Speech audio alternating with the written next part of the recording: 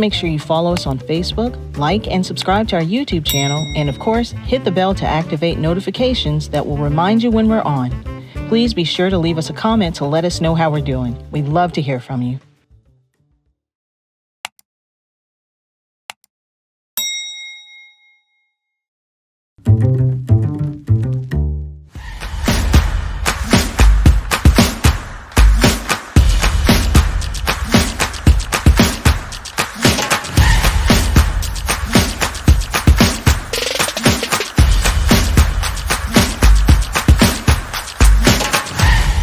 Once again, I'm glad you are part of our Chat and Chew broadcast. I'm very excited about this. My name is Dr. Glen Warren. I will be your host today as we talk about community and partnership. Thank you for joining us. I ask you, if you're on Facebook, leave a message, do a little chat, do a message on the in the inbox. If you're on YouTube, please hit that little bell and you'll get an alert when we're coming on. And also continue to ask your friends to join us. We're going to be here for about 30 minutes and we're going to talk community and partnership.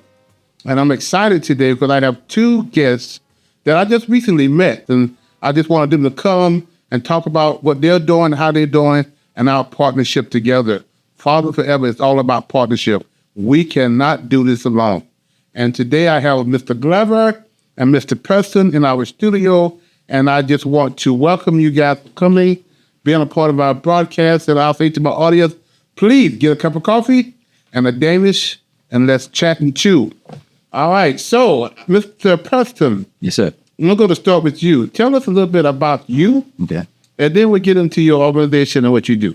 Tell us who Mr. Preston is. All right. My name is Jhazmere Preston, also known as Mr. Healthy Minds. Mr. Healthy Minds. Yes, sir. Yes, sir. Where you from? I'm originally from New Jersey. Okay. South Jersey. Back up. Tell that.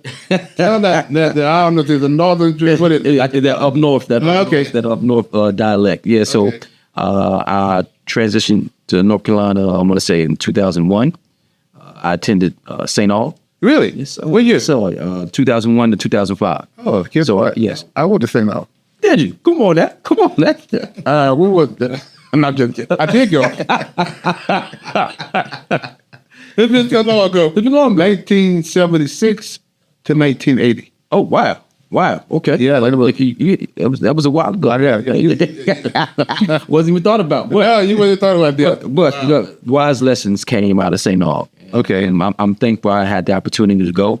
I tell you a short story. Sure. When I was in high school, I know my GPA probably was like a 1.78. I didn't do much. And a teacher by the name of Miss Barringer, she saw me coming out of my computer class. We had to dress up for computer class. Our teacher made us dress up, Mr. Carmichael. And she saw me and she said, "There's something about you." And I didn't know what she saw in me, but she said, "You're going to go to college." Her son was already attending St. All. And she said, "What I need you to do is I need you to go to the guidance counselor's office, complete an application. I'm going to write a letter of recommendation. I'm going to get you to St. All." Wow. And I wasn't even thinking about college at the time. And I filled out the application. I was accepted. And that was my first trip out of state to come to North Carolina to St. All. And I changed my life in that moment. Really, I really started to focus and lock in on my studies. I graduated on the dean's list, completed with a criminal justice degree. Oh, wow. But while at St. Aug, I actually gained an interest in mentoring, because what I did was I saw a lot of the kids in the community. They look exactly like me. Yeah. Doing some of the same things I used to do. And so what I wanted to do was I wanted to actually, provide support. And they saw me and they said, "Hey, we look alike." They could relate. And I wanted to help change. I wanted to help mold their minds and redirect them towards success.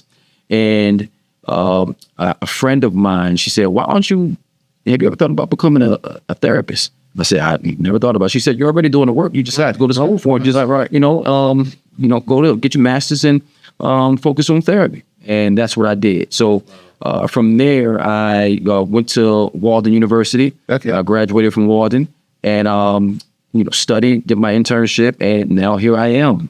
So I've been fully licensed since 2017. Okay. And I have my own practice, mentor raising mentors, behavior health services. Oh, cool. So we are thriving. I just hired my first therapist. Okay. And I'm looking to hire more therapists and scale the business and grow the business.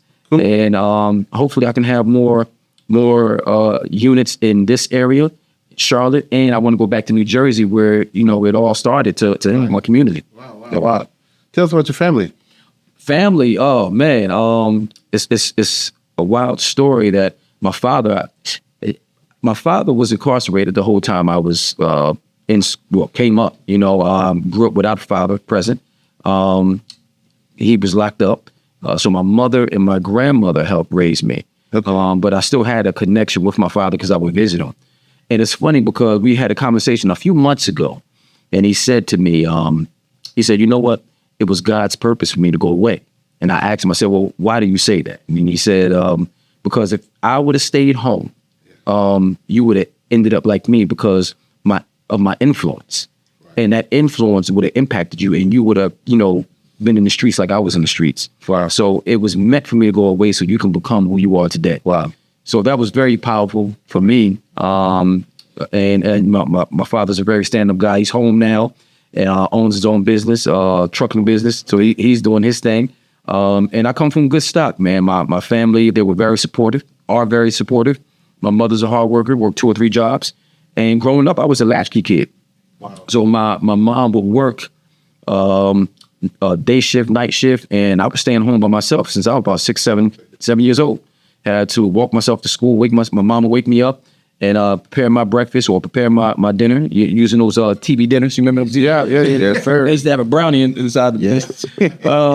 But it helped me, it grew me to be independent and to have critical thinking skills.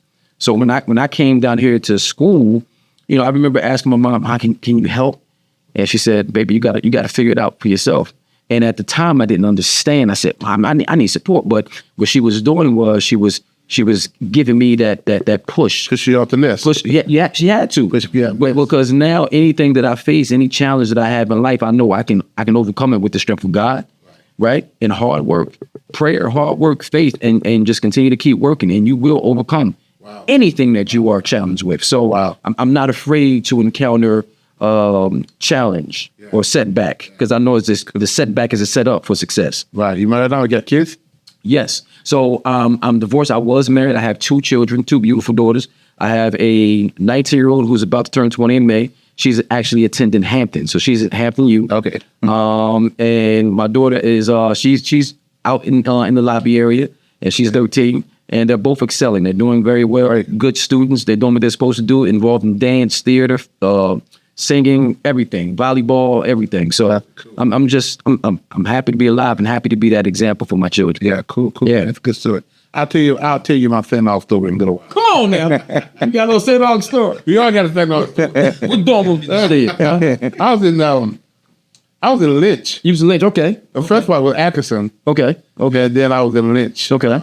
I stayed 1 semester in Atkinson, and the rest of the 2 years I stayed in Lynch in the same room. Oh, wow. Why I had a little pool, because I did my work study with the dean. Okay. With the what's the guy name? I guess it was the dean of in charge of the dorm. Okay. Yeah. So I ended up having faith with him. Yeah. So I stayed in the same room. That's good. In the same bed for the next 3.5 years. That's good. Yeah. So it's awesome. Good. All right. Long story. Yes. Mr. Glover, tell us about who you are. Yes, sir. My name is Jamon Glover, president and founder of Father Figure Institute. Okay. And Father Figure Institute is basically a support resource agency that deals with parenting, fatherhood, basically fatherhood and family success. And we do a lot of different programs through that area. And primarily, I've done a lot of the work in the Vance County, Granville County, Franklin County area, doing fatherhood programs, parenting classes and resources. And during COVID, when things shut down, that's when Father Figure was born. I've been doing the work since 2013. Right. But COVID, when the shutdown happened, lost the reach. And so everybody's going online now. Everybody is tapping into the new era that we're sliding into. So I decided to do something that with using the virtual space. and it is growing pretty good. A lot of partnerships, a lot of companies. I had an event last night where I spoke to a room of like 60, 70 men for like 2 hours. I mean, it was really a good event. Franklin Vance Warren is Head Start. They do a celebration every year for the fathers of the students. And so they get them all in and feed them, they celebrate them, and they bring a speaker in. And when I tell you last night was a magical night, it really was. It was. So we're gonna get into the part of the show. And I what I really like is this partnership. Father Bear has been around since 2008. And over the years, we developed a lot of strategic partnership. Because the work is so it's so massive. Yes. It's so big, it's humongous. And a partnership and working together, I'm not trying to do it all. I can't do it all. We don't do it all. No. But together we can create this synergy that can make it, what we could really do an input. Definitely. So my St. story was, I grew up in Benson, which is a little hick town about 50 miles south of here. It's a small town, and all of my classmates was having babies. Lord. Yeah, I mean, that's, And I had a choice. Like, you know what? I don't want to grow up raising my classmate kids. But I was tired of working in the tobacco field, tired of working in potatoes and doing all, chasing hogs and all that kind of stuff. So I told my father I was going to go to the Army. He had a fear he didn't want to go to the Army. So I made a choice, go to college. Good. I applied for A&T, I applied for St. Aug. A&T told me I had to go to summer school. St. Aug told me to come as you are. Yeah, listen. So I packed up Yes, they will.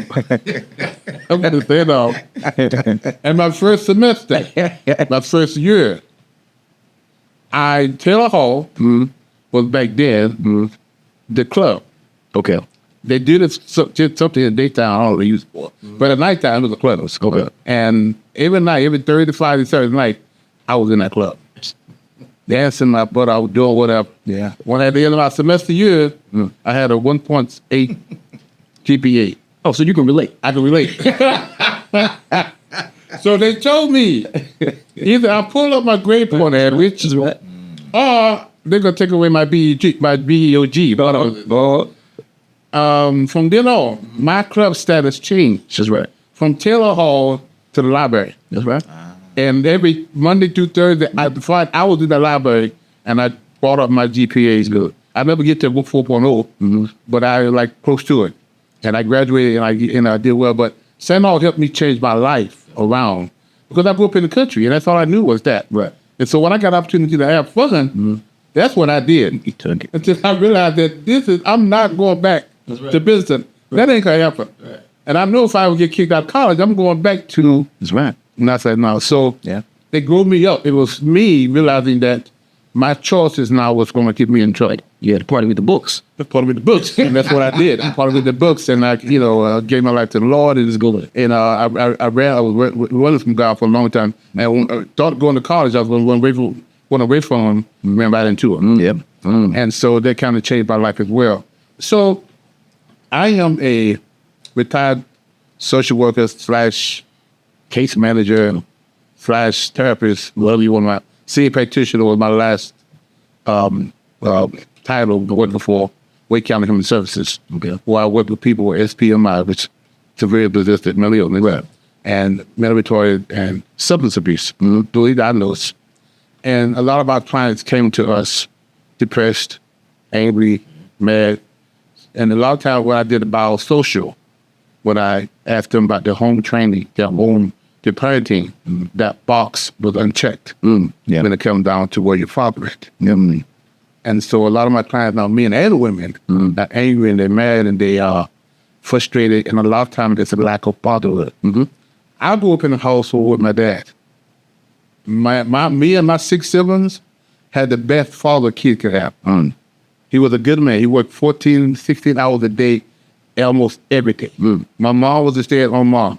So I had that good, we were poor. Now we had one water at one time. We were poor. But we had a good family. We had good morals. We had good upbringing. We had good food. But we weren't rich. but we had that richness of what it is to be in a family. And then I got married myself, had 3 kids. And after 15 years, my ex-wife and I decided we were going to separate. And so now I became a single father. My kids were 7, 9, and 11. And I raised them till now. One of my sons work with me now. My daughter's a nurse. My other son, we see some disabilities. He went to Iraq and got some injuries, so he's recovering from that.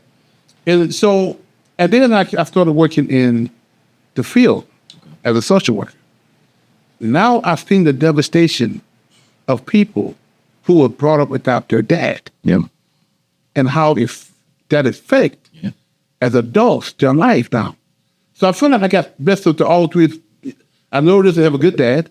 I've seen the devastation of people who didn't have a dad. Yeah. And then I became a single father myself. Yeah. And so with all that together, I decided to start Fathers Forever. So, And we started working with people.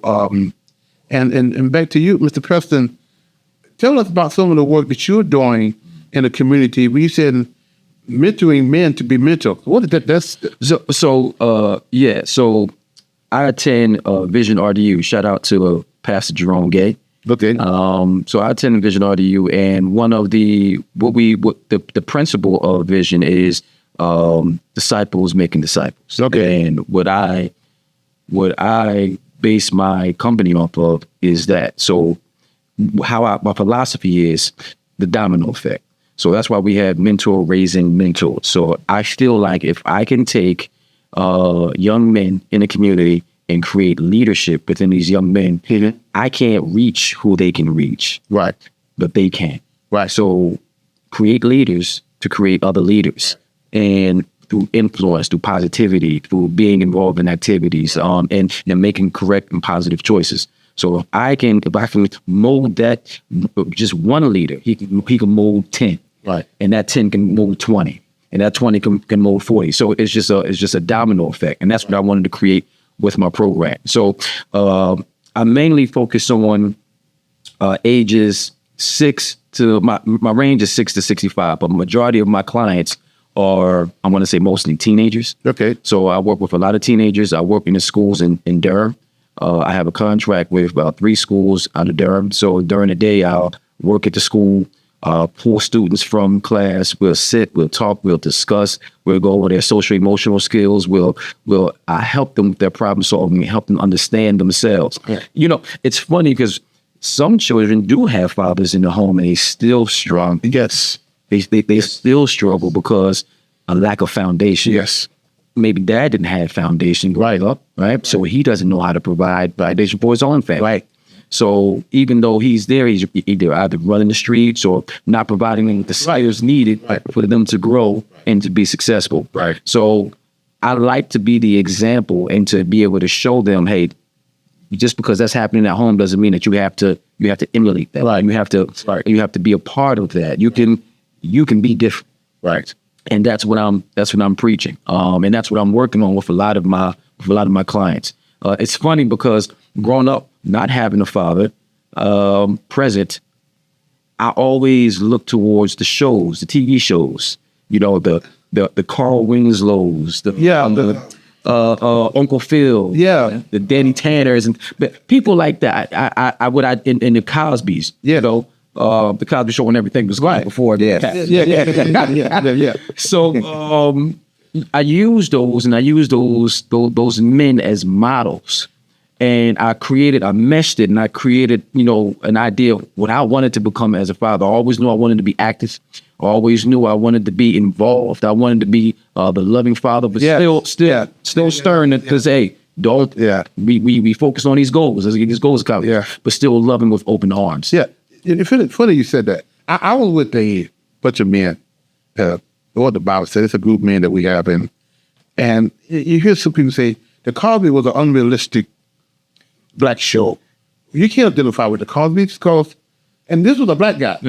He said, we were talking about the sitcoms that we grew up in, and I was like, what really motivated me was the Cosby. I mean, I don't like Good Times. Right. I like that. They were poor. Right. I don't need to be wild. Man, they made me laugh, but they was poor. Right. The Cosby made me laugh, and they was rich. Right. Yep. So that was my inspiration. Right. So this is a black guy that says he can identify more with the Good times. Good times. Yeah. Right. And because some people think that, so I was like, no, I like the Cosby because black people can be a lawyer and a doctor married to one another. You know, and so those are the kind of things that, you know, coming up. Yeah. And there's no manuscript. There's no right on how to be the best parent, right? So and then especially when you don't have the example, Right. So you're going off, you're winging it in certain instances, and you're trying to stick to principle, right? And you're in your word, Right. And you're trying to stick to the word, and you're just learning as you go. Another show that I really love is the new Fresh Prince of the Bel-Air show. The Bel-Air. I haven't ever seen. Oh man, you got to check that out. The Bel-Air show. The father on that show, man, the patience, the love, the guidance that he gives his children. I look at that show and I'm like, wow, he's cool, he's suave, he's successful, but he also takes his time to try to understand his children and also talk to them. And you know, as you guys know, you have children. I'm young in the game as far as my kids, because they're still younger. But there are phases when you're a parent. Right. You know, you're in the discipline phase when they're younger, and then when they're teenagers, you're coaching. Right. You know what I'm saying? And it's still a little discipline, but as they become young adults, now it's just kind of, I'm on the sideline. Right. It's just You got to do it, but I'm on the sideline as a referee, and you know, I'm encouraging you on, but like you said, the time to get out of it, it's time to get out the thing now. That's right. Yeah, That's right. So Mr. Glover, tell us about father figures. I mean, what is that? That's amazing. So father figure originally came from me when I was younger. My father didn't believe I was his kid. Oh, But he never left. He never left the home. But we had a very traumatic relationship probably the first 10 to 12 years of my life. And then once the truth came out that I was his kid, he tried to make amends. really? But I wasn't having it. I'm like, oh, you didn't claim me then? Why are you trying to claim me now? Oh, because I'm good in sports. Oh, because I do all these things. And I did it all out of anger. And so what began to happen was I started to identify other people as role models for fathers. Okay. And then it all came to a head when I have 5 children, married, 5 kids, I have 3 grandchildren.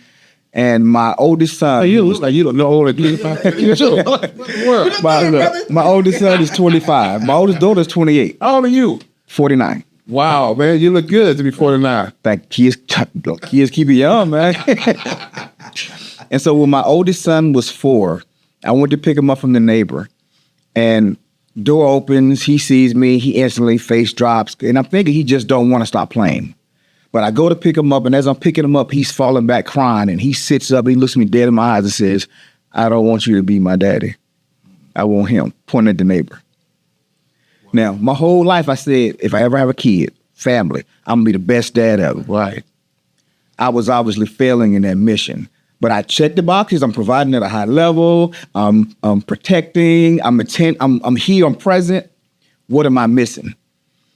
And then I watched the neighbor and how he treated his kids. I got around some friends and watched how they treated their kids. And I realized I was never nurtured. So I didn't know how to nurture. My dad wasn't nurtured. My mother wasn't nurtured. And so we were a very cold household. It was very robotic. We ate dinner sometimes together, most times not. We went to church on Sunday. We looked good, but it was no chemistry in the house. Wow. And so that's the house I created. And my 4-year-old son said, no, I like this better, Dad. So that's where father figure came from. Wow. It changed the trajectory of my life because I was a freelance videographer. I was happy.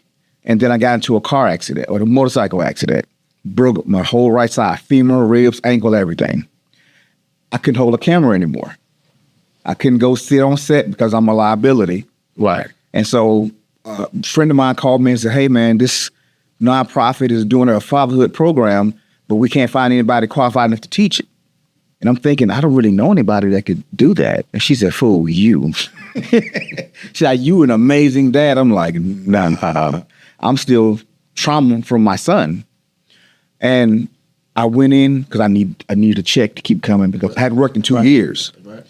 First session was okay. The second one was a little better, but the third one, I started seeing the lights come on in these guys' eyes. And I'm like, ooh, you ain't got to be a 10 to teach a 2. Oh, right. Oh, so I don't have to be the master of this thing to help somebody else. And that's when everything began for me. Man, it's amazing how I'm doing a series now about gifts and talents. Yeah. And you're in a position where you teach young people. Yes. I had to do I'm looking at them. We haven't got past the first question yet. And I always say, I'm my wife, I'm going to give you 4 questions. We never get to 2. That's right. We don't see the 3. But I am sitting there talking to there's a father and son there, like 10 or 12 of us, fathers, 10 of the kids. And I'm asking the fathers, what do you want out of life? What are you dreaming for? Yeah. What do you want to do? And you know what they're saying? I want to buy me a house. I want to keep. Yeah. Sustainability. Yes. I want a job. I want to keep my job. Wow. And we stopped dreaming. Yeah. I asked the kids what they could do, but one of the guys, I want to own the Dallas Cowboys. Yeah. Wow. I want to own my own line of, Like clothing, shoes. Yeah. So the older we get, sometimes life has a way of making us stop dreaming. Yes, it. That's why the work that you're doing is so important. Yeah. That you can meet these young kids where they are now, Right. Yep. and begin to talk about their gifts and talent with them before they get older. At the same time, your life. And sometimes we feel like we got to master all these things before we can get started. Right. And you just take your life. Your life is an example. Yep. That somebody else can learn from. That's it. I've heard a lot of father stories, and every time I hear another story, I think they can't be. That's an amazing story. You got an amazing story because we all have amazing stories. Yeah. But put it together, we can make a difference in the life of a young person. Exactly. I was watching an old movie the other day, and I never understood the groundwork of the movie or the true meaning of the movie until this age, right? Willy Wonka and the Chocolate Factory, right? Right? Something so, childish, but when you look at the movie, it had so much meaning to it. And it covered bases of greed, it covered bases of lack of self-discipline. When you really look at this movie, and it covered bases of not having an imagination. Yep. That was the key point of the movie, not having an imagination. As we get older, as we grow, we lose our imagination. Yes. Yeah. Right. And when you instill the imagination of a lot of these children, when you instill that imagination, you instill purpose inside of them. You instill hope, right? So when we talk about what's going on in the world right now in our inner city, a lot of these kids are hopeless. So when you don't have anything to look forward to, you would do anything. And if you told me today, listen, I have $1 million waiting for you tomorrow, all you got to do is get through the day. I'm going to make sure I do everything I got to do to make it, not get in trouble, right? Because I have something I'm looking forward to. These kids have nothing to look forward to. So they're itching to get inside. Yeah. So we have to give them some sort of hope. We have to instill imagination so they have something to look forward to. The imagination there, we just got them to allow them to dream. Yeah. Dream. Yeah. Yes. But because life has been so bad for their parents as well as them, you talked about COVID. We all tried to survive during COVID, the parents. Yeah. To make the paycheck. And we let the kids by themselves. That's right. Yeah. We just kind of let y'all because we were trying to survive. And we had to. Mm-hmm. We had to focus on bringing the butter home, bringing the bills home, and staying alive. And let me tell you, I work at a day treatment program. And the kids that I work with are age, I want to say about 9, 10. So a lot of them are COVID babies. So they can't read. They can't write. The processing is low. So it was left home alone for a whole year and a half, 2 years. Yeah. Even the COVID was gone, they still were home alone. Right. That was the pattern. So now it's also going back and helping those fathers get back their life. Yep. And how not just to be present, because you hit the nail on the head. You was there, That's right. Yeah. but you wasn't. You're doing the mechanics of being there. That's it. Which we do a lot. Yeah. Yep. We have to make the bills. Just checking the box. We have to check in the box. Yeah, because sometimes you there, right? Yeah. But you're really not present. You're not there. present without being present. Yes. Yep. This creep. What? And I remember my wife used to do this all the time. I'm talking to her, and she's on the phone. I'm trying to do something like, "Are you going to please?"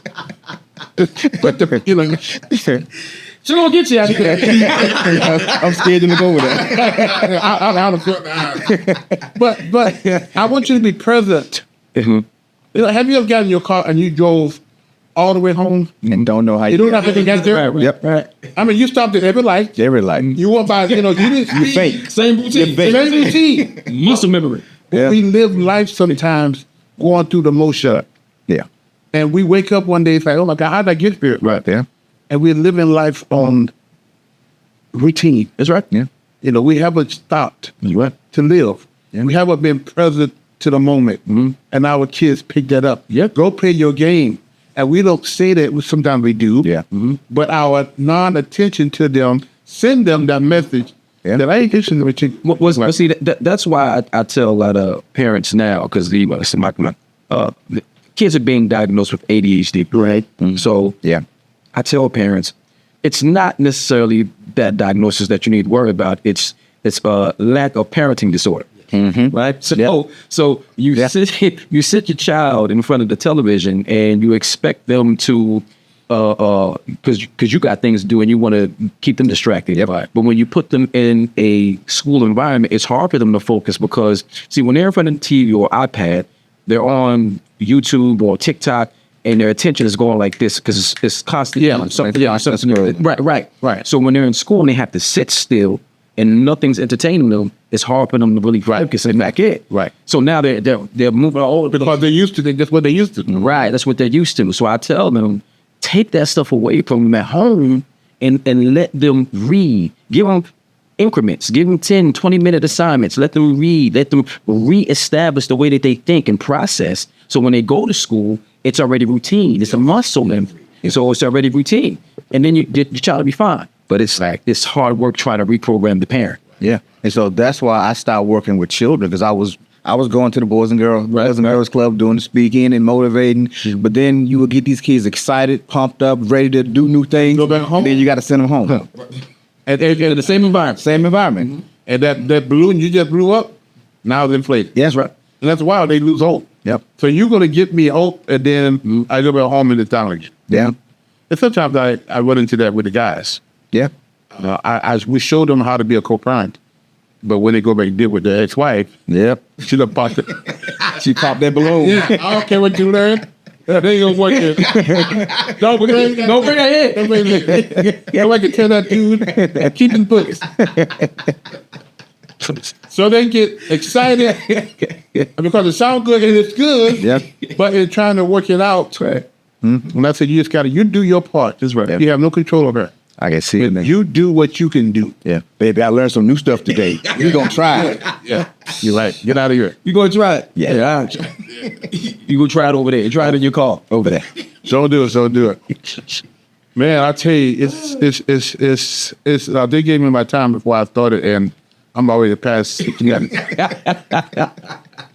I am super excited about the potential that I see with the three of us coming together. You work with the kids, you work with the fathers that I do, and helping them. We just expanded our space and to our supporters. This is some of the things that we're going to be doing on a greater level. So we're going to be getting partnerships. So we're going to bring kids in. We're going to bring fathers in. We're going to bring round tables. Yeah. And we're going to have this dialogue. You're going to have these round tables on a regular basis. Because now we get the space to do it. That's right. Yeah. And we're going to change lives. We're going to help people do what they were created to do. Help them be creative. Help them look inside them and see the gift that God put them inside of them. That's right. Yeah. And how developing that. How He gave it to you. That's right. But it's up to you to develop it. There you go. And we're going to be doing all these good things. So in closing, I want each of you to look into that camera right there and just kind of, first of all, I want you to talk to the kids that you want to address. Okay. Tell them, so, about dreaming and all those things. Okay. Talk about it. Well, again, my name is Jhazmere Preston, also known as Mr. Healthy Minds, owner, counselor for Mentor Raising Mentors Behavior Health Services, based out of Raleigh. And I just want to let all the children know that you are capable. You are capable of accomplishing anything that you put your mind to. There is nothing that you can't do. You just have to have an imagination. You have to have goals. And in addition to your goals, you have to have the strategy. See, the problem is a lot of people have goals. They want to get from point A to point B, but they don't have the strategy on how to get there.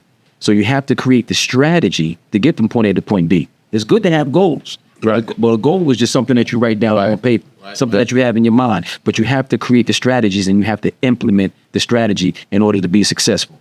If you want to reach out to me, you can reach out to me. My contact is 919-806-6835. And my website is www.mrmbhs.com. Mentor Raising Mentors Behavior Health Services. My name is Jamon Glover, and fatherfigureinstitute.com. My email is info@fatherfigureinstitute.com.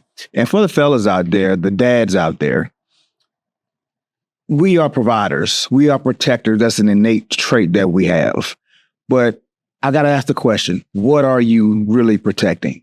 Are you protecting your ego? Are you protecting your pride? Are you tired of wearing that mask that's full of cracks from the fatigue, from the pressures of life? Let it go. Your children don't need the hard man. They need that soft, fun guy that you grew up as. You don't have to be the hard guy in your family. They don't need it. They need the real you. So we're going to talk about being vulnerable, loving with an open heart, but also healing ourselves. Because you can't really guard if you're not grounded. So anytime you want to reach out to me, email me, come to the website, and we can chop it up. Great. So, thank you, Mr. Preston. Sir, thank you. Thank you, Mr. Glover. Thank you. Great. To our audience, I said thank you again for participating and for listening, and share this with your friends and Facebook as well as YouTube. We are real. I believe in partnership. I believe in support. We can't do this work alone. We're going to be doing some great things with these gentlemen back here. So we really need your support to join our $9 a month partnership, as well as make donation to our website, www.afatherforever.com. We're going to be doing some amazing things in the next few months. So stay tuned to what we're doing as we start to have real conversations, real connection, and real change. One chat at a time. Until we meet again, I'll say so long. Take part in the Dads at a Distance initiative by giving a copy of I Am a Father Forever to a friend or family member, or host a reverse book signing at your business, church, or organization. You can also contribute by joining the Fathers Forever monthly donor membership program. By becoming a monthly donor, you're directly contributing to the success of Fathers Forever programs and the men we serve. Choose the level of support that's right for you and enjoy exclusive perks designed to connect you to our mission and impact. For more information about this or any other method of support, please visit our website at www.afatherforever.com/donate. Hello everyone, this is Glen Warren, founder and executive director of Fathers Forever. I want to share an alarming reality with you. 627,000 fathers are incarcerated that have kids under 18.